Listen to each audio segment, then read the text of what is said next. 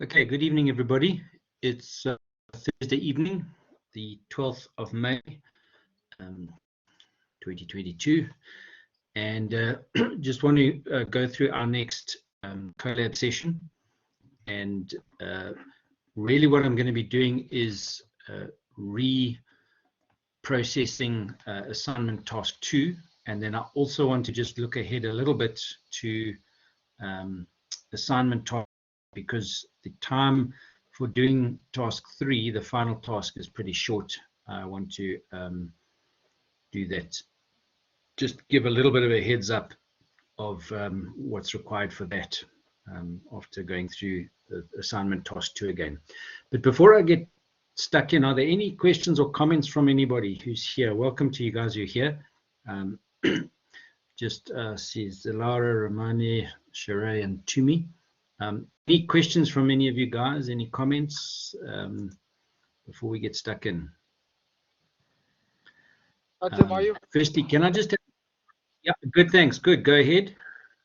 I just wanted to find out the ICE task that we needed to email to you, one portion of it. Will you mark that Yes. and send it back to us? So how will that work? Yes, I will review that. It's not the same turnaround time as the others, as the assignments, but yeah, I do mark that and get it back to you guys, and I will load the marks on the system for that as well. Okay, no problem, because I did try to access the other ICE task, but I see it's actually not available. So only 4 out of the 5 are available.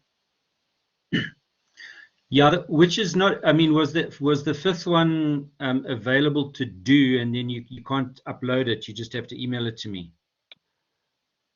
No, it was Is actually that the 5th. what you're saying? No, the 5th one actually isn't showing. Oh, it's there, but it's saying will be uploaded. Oh, isn't it? Yeah. Oh, good grief. Okay. I will, thanks for highlighting that. I will have a look at that when our session is over. Okay. Yeah, so that's the reason why I just answered the 4 that were available. Right. Okay, cool. I mean, all you have to do is 4. You have to do a minimum of 4. So if you've done 4, that's fine. If there were 5 or so, I mean, some lecturers set like 10 different ICE tasks just as activities to do, and the requirement is always you have to do 4. As you know, that 4 gets you the full 10%. If you want to do more than 4, that's up to you for your own benefit, as it were, but it doesn't score you more marks. Sheree, you're asking about struggling with email. What are you referring to there?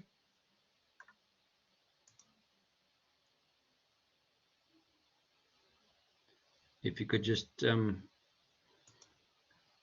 type or explain a bit more.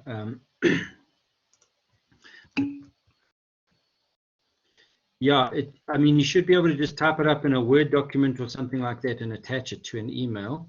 And as far as I know, my address is this. It's ie.ac.za. Let me just double check that, because I don't use that email very often. As in, yeah, that's right. tnapier@ie.ac.za. That's my email. So it should come through. If you're having hassles with that, then please let me know on the WhatsApp group or something like that, so that I can make a plan. Any other comments or questions?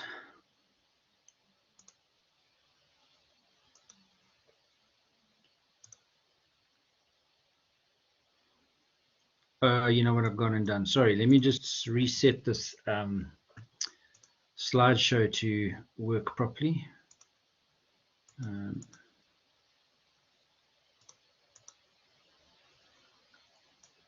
Sorry, it was, there we go.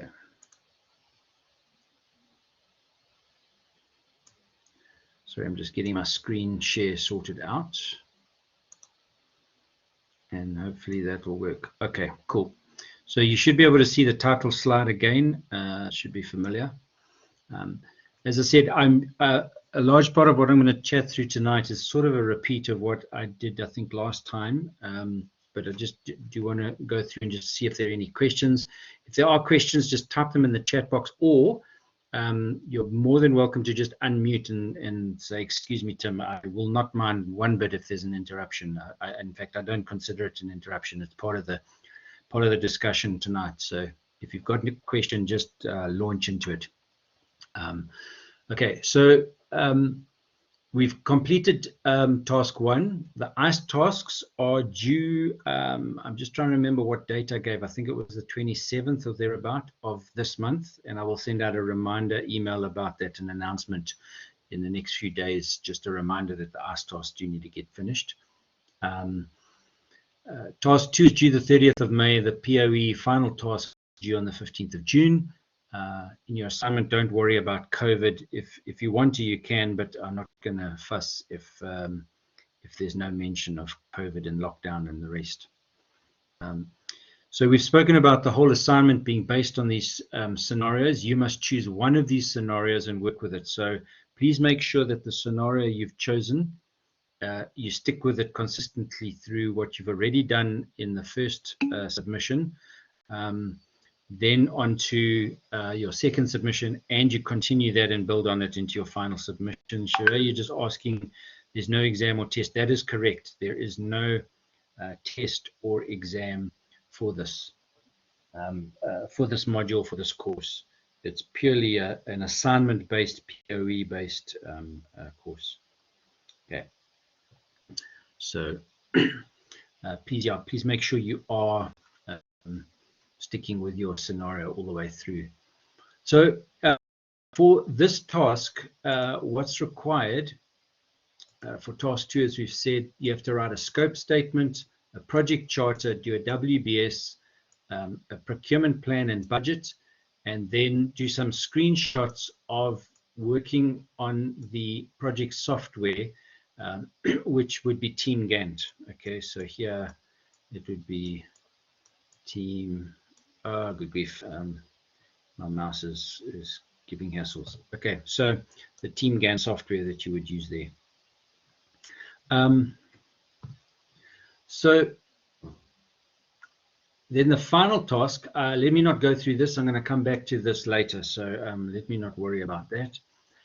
So let me just recap on this, these questions under task 2. Not less than 10 lines and not more than 15 lines write the scope statement of the project. The scope statement, to explain again, gives a broad description of what the project produce or deliver. It's also a list of any specific things that will not be produced. Okay, so both what you're going to do and where you need to clarify, you would add what's not going to be done. Now, that's just to be very clear, to specify for the sake of the client and the relationship between the contractor and the client and so on. You need to be very clear about what you're not including and what you are including in the project that you're doing in your scope statement. Just by way of example, some years ago, actually, let me give this example. We did a project for KZN province for the Department of Transport. It was a policy document project spread out over probably a year of work, of research and policy analysis. And it was actually a project that we won on a tender, on a bid. So they put out a tender, we bid for the work, and we won the bid. Now, in our bid for the work, there were 5 sections that you have to bid for, or rather, there's 5 sections to this policy report that we were doing. And we said for the last section, it cannot be done. But we said the data is not there. The government doesn't have the data. No one has the data. And it's absolutely impossible to do the last task. So what we're saying in our bid, when we put our bid in, we said we're going to do the first 4 tasks. The last task, the last section of the report cannot be done. We will not be doing it. And we've excluded it from our bid. And it's also excluded from our price. So this is what we're doing. They then evaluated the bids. We got the job. we spent the year doing the job. And at the very last meeting, after we had submitted the final report, we had a final wrap-up meeting. There was a new person in the client team from the financial department, and he kind of stepped in at the last minute and said, "Where's section 5 of your report?" And we said, "Well, we haven't done section 5 of the report." And he said, "Well, you have to do it. It's part of the project." And we said, "Well, if you go back to our bid document, we expressly stated that we're not doing it because it physically cannot be done, and any consultant who says it can be done is lying to you. So how it can be done, we don't know. We said we're never going to do it. We haven't." And there was this awkward silence in the room for a while because this guy had kind of stuck his foot down and said, "You have to do it." And we said, "Well, we're not, and we can't." Anyway, we moved on. But it was a bit, despite having put it in our proposal, in our initial scope statement, it still caused a bit of ructions. But it's better to be clear than not clear. At least you've got it in writing. So you state, particularly where there's something that the client might expect to be there or is kind of taken for granted. One other quick example, my wife had a project where at the end of the project, the builder, she's an architect, and the contractor on site claimed that wanted to charge extra for the hot water system and the geyser that he had installed. And he claimed that as an extra. He was trying to make up losses on his contract. He had run the project badly. He had made some losses. And he came along at the end and he said, "Here's my final bill, and these are the extras you guys have asked for." And included in those extras was the hot water system and the geyser and so on.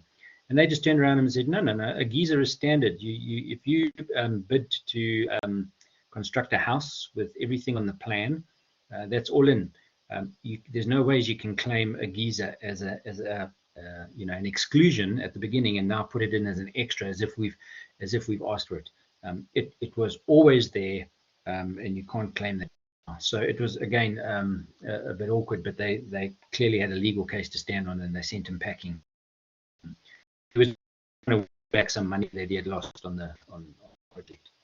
Okay, so what's not going to be included has to be there as well. Then in the scope statement, a total kind of broad budget and estimates of the timing of the spend and the broad schedule of the project. Now, in your initial scope statement, it's 10 marks. It's not a great deal of detail. You're sort of giving ballpark estimates and figures and broad overall things for the scope statement. It's not hectic detail. It would come later in the project plan. And that actually comes in question 4 and question 3. So at a scope level, the initial scope statement is pretty broad brush. It's covered on page 84 to 87. So here I've just put, as I did before, it's a quick example. This project will deliver a boutique conference center with capacity for up to 30 guests, including overnight accommodation, also provide a health spa and an entertainment room. The project will not include a swimming pool or tennis courts or any data IT equipment. The overall cost of the project is 75 million, broken down as follows: professional fees paid up front. So here you've got a broad breakdown of the amounts and the timing of these amounts paid up front. Construction deposit of 20% paid up front, that equates to 15 million. Then in progress payments of 12% each, and that's 5 of those, and that's 9 million each. So those would be in progress based on the progress of the project. And then a final contingency amount of 4% of the budget, 3 million. So that's a kind of a withholding contingency amount that would be put in there. Okay. Then the second page, or not second page, but the kind of going on with this scope statement, the schedule is as follows: starting 1 July, design process and sign off of 3 months, plan submission and approval, site setup 2 weeks, construction 20 weeks, anticipated handover date 31 May 2022. Okay, so it's a broad brush scope statement. It's just those 2 slides. It's a few lines saying broadly what you're going to do, anything you're not including in the project, and a broad level budget estimate and schedule estimate for that. It really comes back to the constraint triangle. What's called the triple constraint triangle: your scope of work, your time or deadline for the work, and your budget for the work. And it covers those bases. Just to also, what can be useful is actually you do questions 2 and 3 first, and possibly even question 4 with the budget, and you do those in the detail required, and then you come back and write the scope statement at a broad level, knowing the more detail underneath that. But again, yeah, the order in which you do it, it's up to you. But I'm just saying as a tip, it can help a little bit to do it the other way around. Question 2 is a project. For the project here, sorry, let me just get this straight here. My apologies. It's very clearly described on page 81 of the textbook. There's a short example on page 82. I would expect a little more detail than is given from the example on page 82, and is clearly spelt out in the mark allocation table given on page 14 of the assignment. So look through that. All the detail and guidance is there. A project charter is a simple statement or a simple document. It's a couple of pages long usually, that just specifies and puts on a couple of pages for clarity what's involved in the project, and the key deliverables, milestones, key risks and constraints, and a number of other things that go into that project charter. So it's very clearly spelt out as to what you meant to put into that, and work with the marking rubric carefully, the mark allocation table, and the example that's given in the textbook. Any questions on the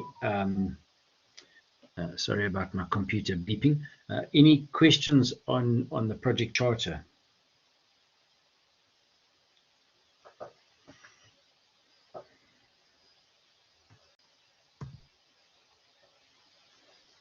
Okay.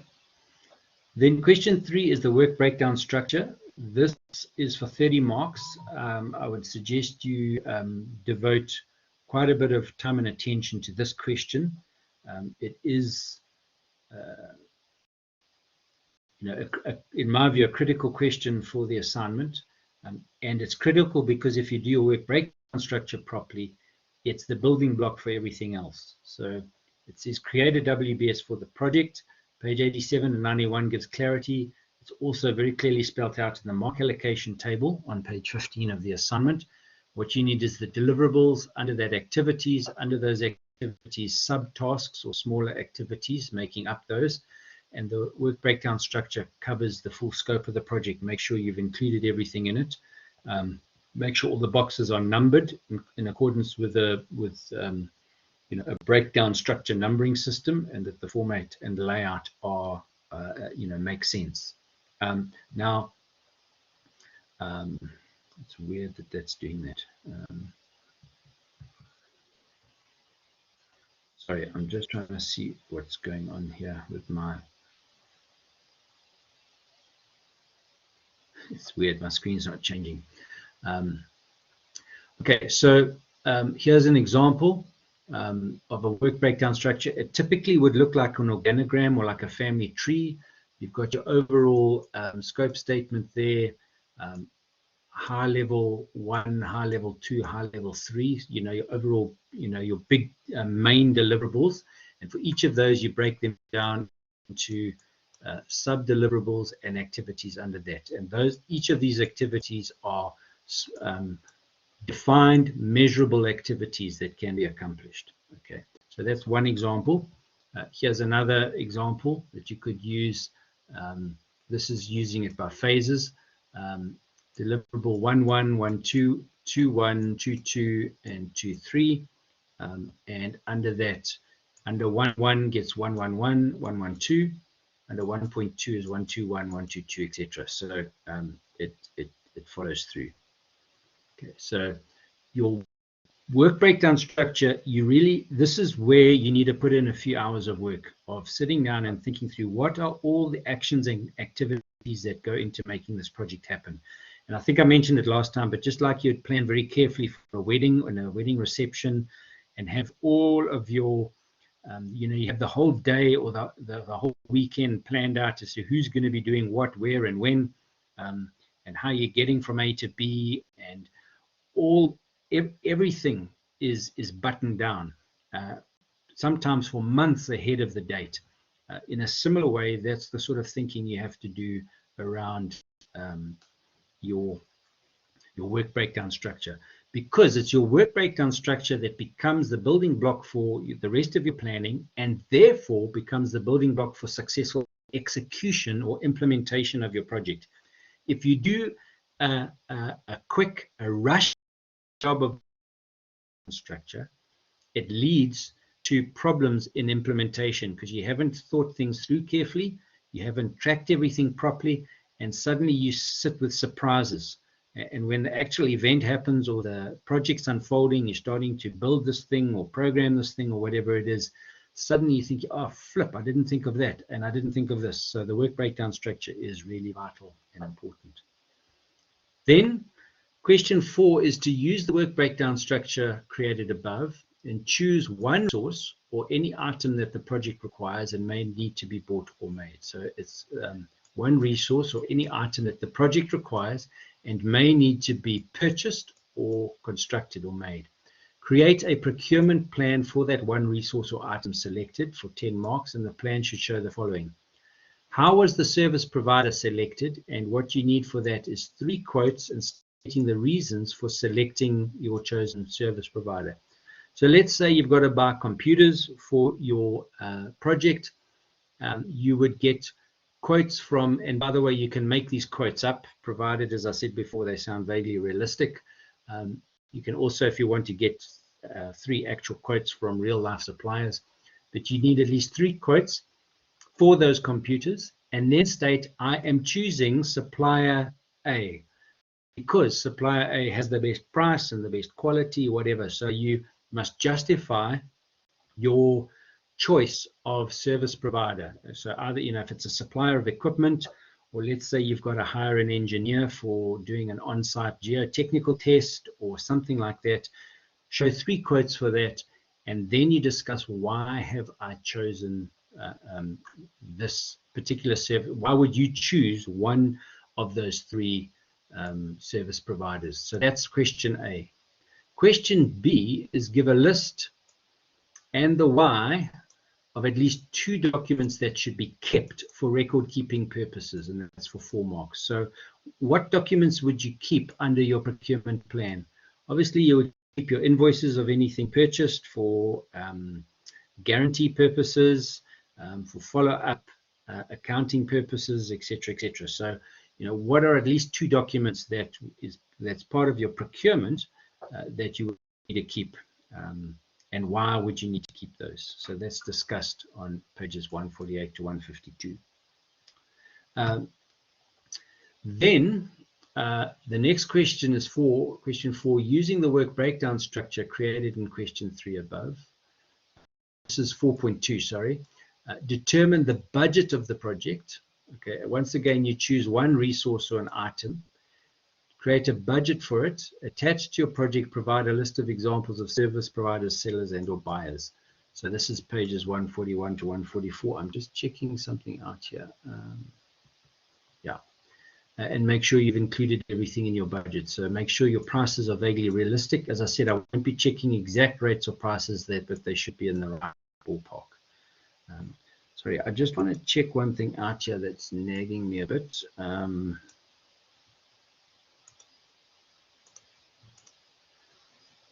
Forgive me a moment, but something's bugging me.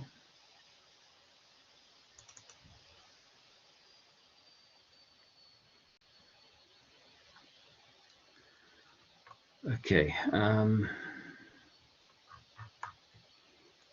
Sorry, I just want to check. I'm just going back to the original portfolio, the original assignment brief. So it says question 4, using the WBS. Question 4.1 is create a procurement plan. Question 4.2 is determine the budget of the project. Okay, so what we need is the budget for the project. Okay, not just for one resource, but give a little bit of detail for the project. And attach to your project, provide a list of examples of service providers, sellers, and or buyers that would supply the things that are included in your budget. So it's computers, catering equipment, whatever it might be. Give a sample list of some of the things that some of the service providers that you may use. And again, you can make those up. You know, I'm not expecting specific real life examples from that point of view. Okay, that's question 4. Any questions around 4.1, 4.2?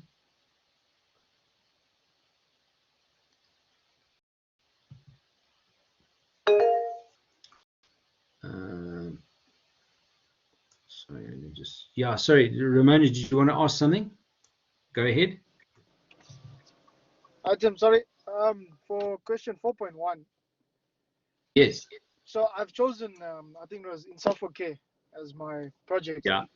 And obviously, one of the questions is you need to outsource or get 3 quotations for an outsourced service. But what do you do in the Yes. event where everything is done in-house? Because in Suffolk has the software developer, the junior software developer. That's a team that's put together by the board of directors. Yeah, it's mainly manpower there. But what about, surely there's going to be some equipment that you might need to get. You might need licensing of packages. apps.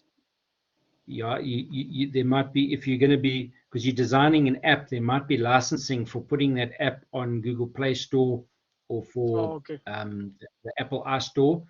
Now, again, I'm not an IT specialist, and I'm not going to go digging to check that what you're submitting matches the reality. So I'm not going to phone Google and find out what they're actually charging and so on. But I want you to imagine that you've got to buy in some other things like software licenses, and possibly laptop computer or 2, or some, you might need to hire some phones to test drive the app on a number of different phones. I don't know, but you know, basically that's a very good question you've asked. I'm glad you've asked it, but the answer really is kind of use your imagination a bit. You can go beyond what's purely written in the assignment brief. So well done. Yeah, because I wasn't too sure how much in detail you wanted it, so that's why I wasn't too sure if I could actually say that we need to acquire license packages or whatever it was. So okay, but thanks for that. It answers my question. Cool, great. Okay, thank you. And Sheree, sorry, Sheree, I don't know if I'm saying your name correctly, but you're asking, so can we make things up? Yes, you can. You obviously got to make things up that sit well within the context of the scenario you are already given. Okay, so take the scenario you've been given in your assignment, that the one you've chosen, and then use your imagination to build on that. And you can add other stuff to that. You don't have to stick to just the 5 resources that you've been designated. You can add another 5 resources, another 3 or 4 people that might be required for the project. You can add whatever equipment and materials you might want to buy. So what you've been given is just the kind of very basics. It's a bit like cooking a recipe. You've been given, you've been given some chicken, some potatoes, and some salt and some cooking oil. Now, what you're not going to cook a very nice dish with just those 3 things or 4 things. Cooking oil, salt, potatoes, and chicken. What else are you going to add to that out of your own imagination? And you're going to throw in all sorts of spices and stuff, if I'm sticking with the cooking analogy. Similarly with this assignment, add in whatever you want, provided it sounds vaguely realistic and makes kind of sense on that. You're not going to, for instance, that the event, the Women in Tourism banquet, it's unlikely you're going to be able to hire in Coldplay or BTS or something like that to come in and perform for that, and not with the budget that you've got, or with a vaguely realistic budget. So to have stick within something that sounds more or less realistic, but use your imagination. Cool. Any other questions around that?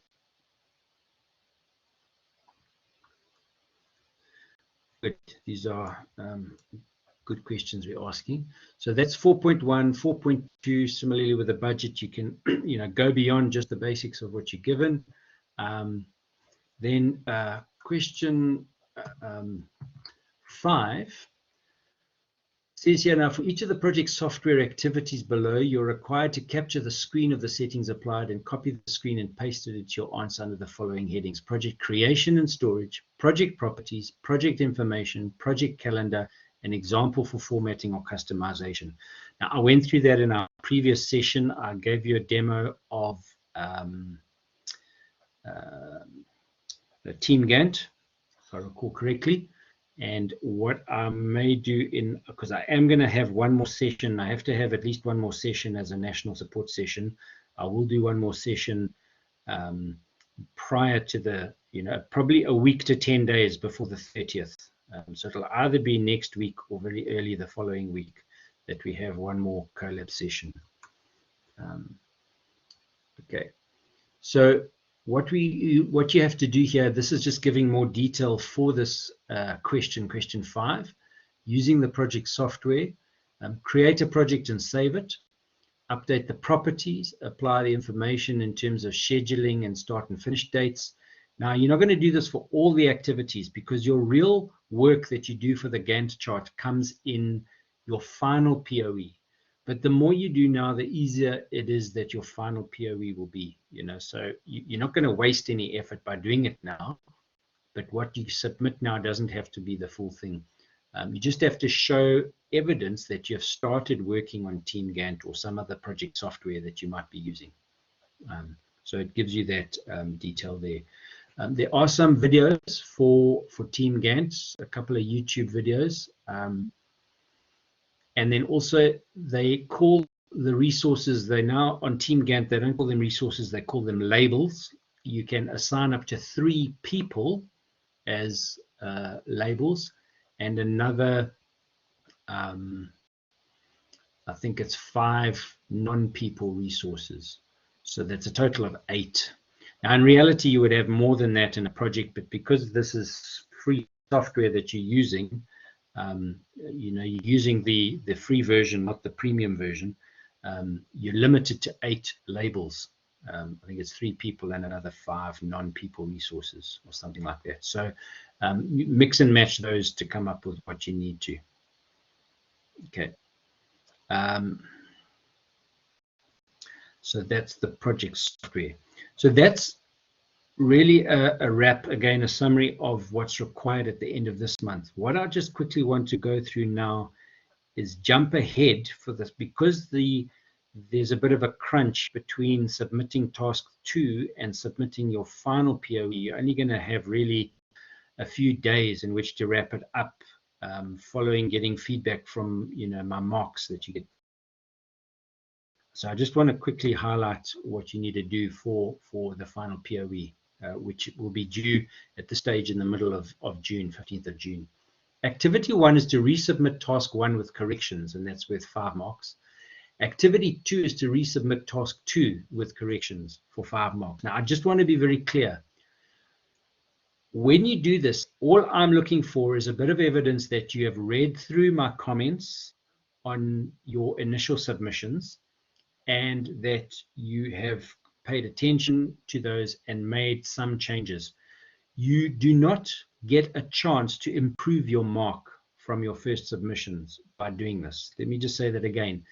When you resubmit task 1 and resubmit task 2, I'm not going to remark them and change your mark. So if you got 60% for your first submission, that 60% is fixed. By doing corrections, you're not going to improve that mark from 60% to 90%.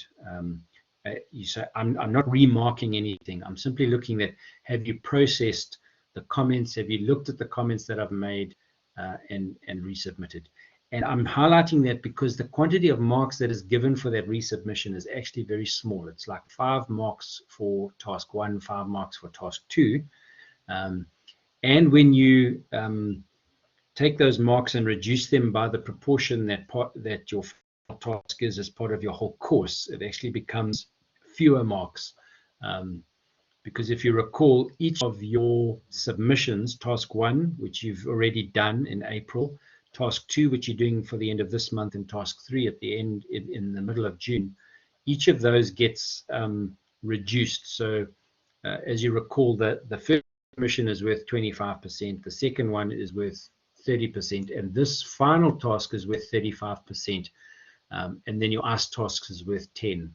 So any mark that you get here, so this, say these 10 marks that are given here for activity 6, your reflection report, those 10 marks in the final analysis of your whole course are with only 3.5 marks, because it's 35% of those 10 marks. Okay, so if you got 5 out of 10 for your reflection report, you would only get what's it, 1.7 marks here for this. So I'm just trying to highlight that proportionally these 5 marks and these 5 marks, and then also your ask task discussion, these 5 marks are not huge in the bigger scheme of things. So therefore do not spend hours and hours and hours working on these 3 activities, activity 1, activity 2, and activity 3. It obviously helps if you submit stuff. And by the way, if you do show that you've looked at the comments, that you've made some corrections, you're going to get 5, and likewise 5 here. If you look at the mark breakdown, you just have to submit and show evidence of some corrections. Okay, so it's very easy to get these marks. But what I'm saying is don't spend hours on it. Same for your ask task discussion. The real questions are your resource assignment matrix, which I want to chat through now, and then your Gantt chart using the project software, which builds on question 5 from the task 2, which you should be busy with at the moment. Okay. So the resource assignment matrix, just to give you some guidance on this ahead of time, create a resource assignment matrix for the project. The matrix or table should show the following information. The resource, not less than 5 resources, at least 5, preferably more. The quantity that's required. The responsibility, this is who looks after and manages that resource. Okay, who's responsible for it? What activity is that resource attached to from your work breakdown structure and Gantt chart, and what is the duration of that? Then, attached to the matrix, provide the following explanation and discussion. This is important. How was the required resource identified, and how have you estimated it? And then how will the resource be managed using the determined resource management plan? And that's covered in the textbook. Okay, and I'll go through this again in the national support session before it's due, the week or so before it's due, and give some further clarity on that. But I'm just giving you ahead of time what's required. So it's a table and then a discussion. Sorry, let me just go back here. Under this table would be a discussion. How did you identify that the different resources? How did you estimate how many were needed and the length of time and so on? And then the second part of the discussion is how the resources will be managed using the resource plan. So don't forget these 2 discussion items because they're worth a few marks. So the sort of table that we're looking at here at the top, and now let me just change my pen color because otherwise we get very confused. Let's go with blue. So at the top, you've got your resources, your quantity, who's responsible for the activity that it falls under, and the duration. So I've given you an example here from, this is another student's work from a couple of years ago. It was the same assignment. And the student had, okay, there's the project manager. There's one project manager. He falls under, or she falls under the head of projects. So it's the head of projects that's responsible for project manager. And what activities are they involved with, and how long.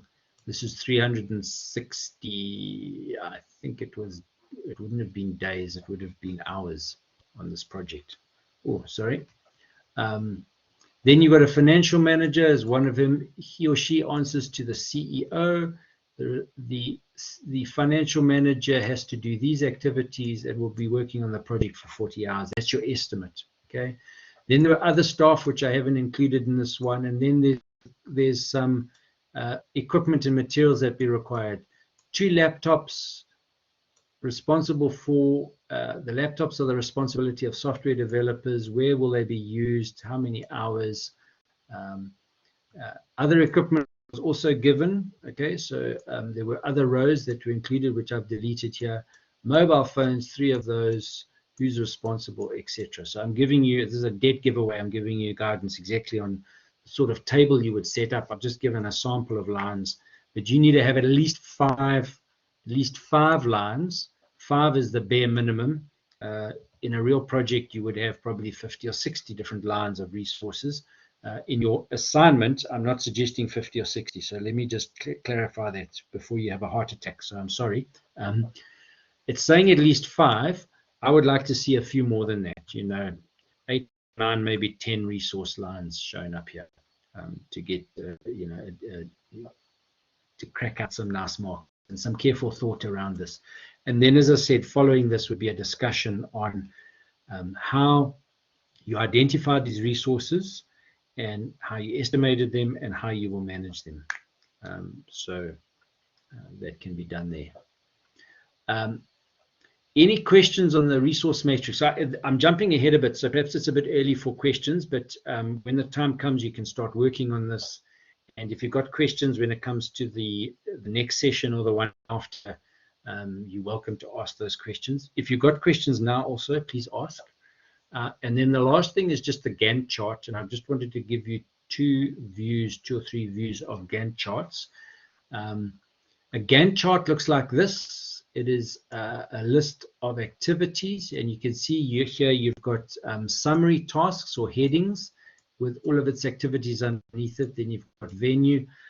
And then the calendar is across the top here with the different bars showing out on the right-hand side. So let me just zoom in a bit on that. So you've got a milestone there. You've got these different activities cascading down here. By the way, here is a mistake in this one. There's a milestone which is not linked to anything. This should actually be linked to something with a line. I don't know where it would link to. It's actually in the wrong place, because if this milestone is the completion of the planning phase, then this diamond should be further out here to the right. Okay, so and linked to the last activity that trickles down here. So that's one view. Here's another view of a different one. This is from Team Gantt. Again, all of your activities with start and ends, specific. Well, here you've got summary tasks for each of the main things. These are your summary tasks with the sub-activities underneath them. You've got listed next to each of them the resource name, or the names of the people or equipment that are attached to that. You've got some milestones around here. There's a little milestone there. Different colors showing to make it easier to read. And all the links showing as well. So you've got the lines showing the dependencies. Okay, so the dependencies are showing milestone, lines, etc., etc. Okay, so I'm just giving you a bit of a heads up looking into what's required. And if you do your Gantt chart relatively well, you can actually score most of your marks there, because I think this Gantt chart is for, it's worth 50 marks. So your Gantt chart here, your project solution is worth 50 out of the 100. So focus on your Gantt chart, do that nicely, do that well. Okay, from my side, I'm wrapped for tonight. Please feel free to ask any questions either now or in the coming weeks. As I said, I will have another session prior to probably at least a week, if not a few extra days prior to the hand-in on the 30th of May. And then we'll take it forward from there. Any questions for now? How are you guys feeling? You all okay? Hopefully you're not sweating too hard on this.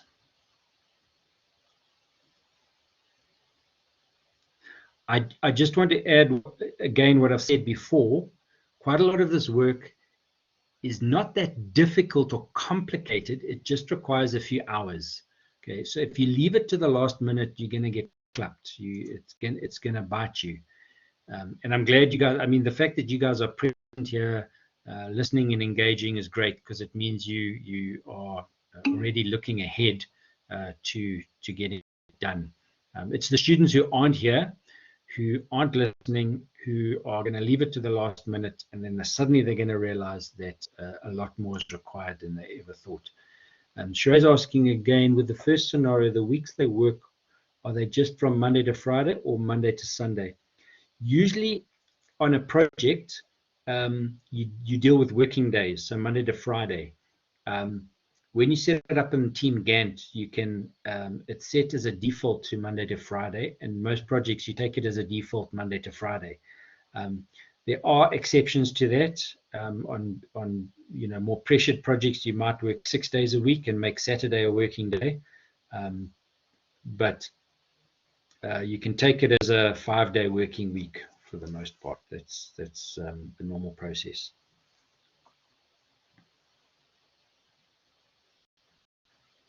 Any other questions?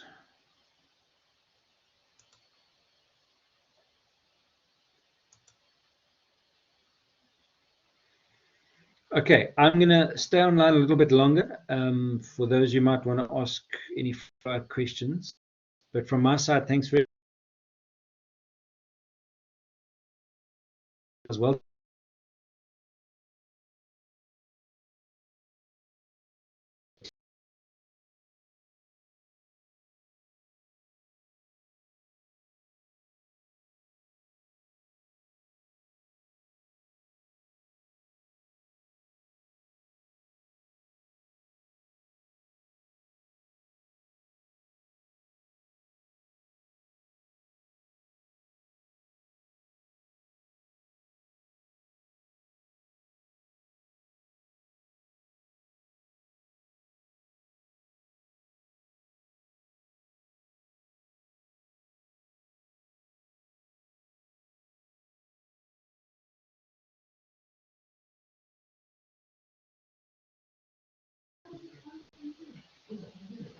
Yeah, right.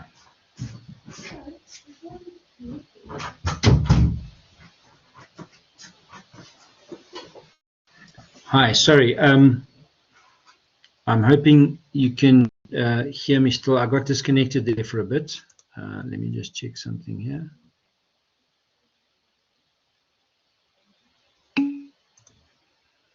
Okay, yeah, thanks, Romani. Yeah, just well done for being here. Thanks, guys, and go well. I just wanted to say, she's left already. There was a student who emailed me, and I'm in the process of replying.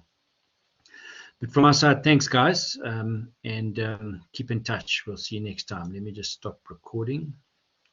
Let me just first.